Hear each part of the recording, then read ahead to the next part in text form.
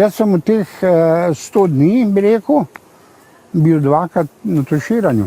Pol leta po padcu kar naenkrat ni več čutil nog. Po nekaj tednih bivanja v bolnišnici Brežice so ga prepeljali v Sežano. Poslali so ga na slikanje z magnetno resonanco, ker pa to ni bilo mogoče zaradi specifike njegovega telesa, so, kot kaže, obupali. In me v te male niso mogli spraviti.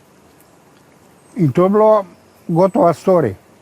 Nobeden pa ni rekel, da obstaja v Ljubljani tudi večji aparat.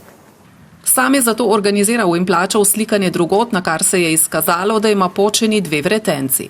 Zdravnik, ki si ga je tudi sam poiskal drugot, je postavil tako diagnozo. Se da narediti, da bom vsaj na eno nogo shodil, ne, če ne na obi. Ne? In to pa treba terapije, pa treba voda. Terme. Ne? V tem se mi v Sežani sploh nismo pogovarjali.